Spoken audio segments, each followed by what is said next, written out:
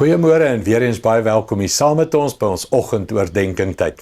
Nou ons het gepraat laasweek oor die woord koffie, come away, open up, forgive, figure out your fire, evaluate your fire en dan engage met power into this world. Nee? En hierdie week het ons gekyk wat is die 4 en die F staan vir figure out your fuel, met ander woorde wat brand jou, wat dryf jou, information, relationships, remember en die laaste E van fire is weer terug na koffie toe, iets van evaluate your fire. En ek herhaal presies wat ek laasweek gesê het en die skrif laasweek 2 Korintiërs 13:5 ondersoek julleself of julle in die geloof is.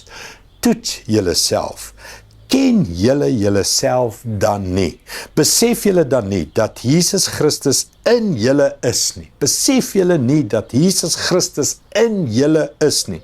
Tensy julle die toets nie deurstaan nie. Mens, kan ek hier op klem lê en ek wil? Waar kom koffie vandaan en waar kom fire vandaan? En ek het nog ander exercises, by the way, hier is nie al wat ek doen in die oggend nie, maar okay, waar kom het als vandaan? Het kom van hierdie vers af. Toets yourself. Ken yourself. Weet jy nie dat Jesus binne in jou bly en dat jy 'n amazing lewe moet leef nie? So, toe ek hierdie goed besef, toe sê ek, maar hoekom leef ek nie amazing nie? Hoekom leef ek nie elke dag maksimaal energiek, liefdevol, vol vergifnis, vol liefde en genade, vol wysheid, inspirasie, openbaring, vol krag en drome en passie? Hoekom doen ek dit nie elke dag nie? As hierdie skrif sê ek het dit, want ek ondersoek nie myself nie. Ek kyk nie wat steel nie, ek kyk nie wat bring by nie. Ek kyk nie wat breek af nie, en ek kyk nie wat bou op nie. Ek leef net. Een dag op die volgende dag op nog 'n dag op nog 'n dag en is weer weekeinde en een dag op nog 'n dag en nog 'n dag en is weekeinde en nog 'n week en nog 'n week en is maandeinde. En as ek my oë uitvee is dit Junie en as ek my oë uitvee is dit weer November, as ek my oë uitvee is dit nog 'n jaar en niks het verander nie. Hoekom? Want ek gaan sit nie stil en stel ondersoek in nie. Dis is eenvoudig soos dit, mens. Dis my jou lewe, is ons almal se lewe. So hier's die ding. Gaan evaluate jou lewe. Is jy waar jy wil wees? Skryf net daai antwoord neer. Is jy waar jy wil wees? Ja of nee? As jy antwoord ja is, hou aan met die pad wat jy stap. Well done. Ek is baie naby aan 'n ja in my lewe.